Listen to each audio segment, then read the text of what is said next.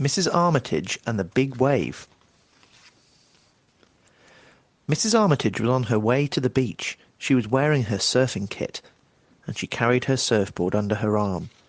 Braxbear the dog ran alongside.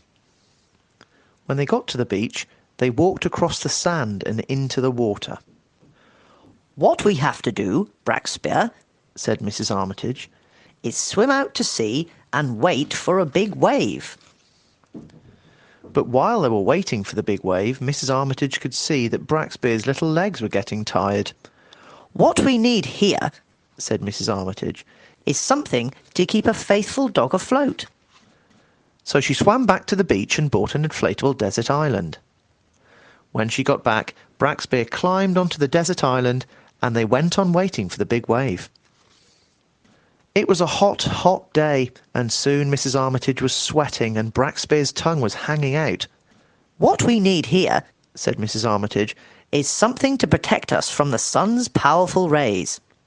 So she swam off and came back with a cap with a yellow plastic brim for herself and an umbrella with pink spots for Braxbear, and they went on waiting for the big wave.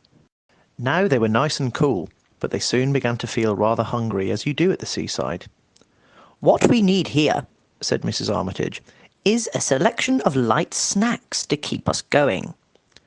So she swam off and got a plastic duck and an empty box and tied them together with string and filled the box with tasty items.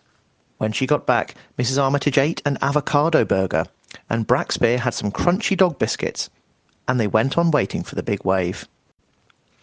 After a while, a breeze sprang up and blew briskly along the shore. "This is delightful," said Mrs. Armitage, "but what we need here is something to show us wind force and direction." And she swam off and came back with a wind stocking and a line of bunting, and she fixed them so that they blew in the breeze, and Mrs. Armitage and Braxbear went on waiting for the big wave. A windsurfer passed them at high speed. "Hi there, gorgeous," he shouted. "What we need here," said Mrs. Armitage, "is something we can hail fellow sportsmen with." and she swam off and came back with a red megaphone, and she bought a motor horn as well, because it's always a good thing to have a motor horn. Then she gave a few shouts and hoots, and they went on waiting for the big wave. By now, all kinds of fish were popping their heads out of the water to find out what the fuss was about. "I hope there aren't any sharks," said Mrs. Armitage, and she swam off and came back with a sturdy boat hook. "Now we can give a prod to any sharks that want to trouble us," said Mrs. Armitage, and they went on waiting for the big wave. And then the big wave came. At the same moment, they noticed a little girl called Miranda who had swum out too far and was in difficulties. Went Mrs. Armitage on the motor horn. She hooked up Miranda with the boat hook, and on they went. They did a California slither, a barley swerve, a Waikiki flip, and arrived on the beach just in front of Miranda's parents. They all went to the beach cafe to celebrate.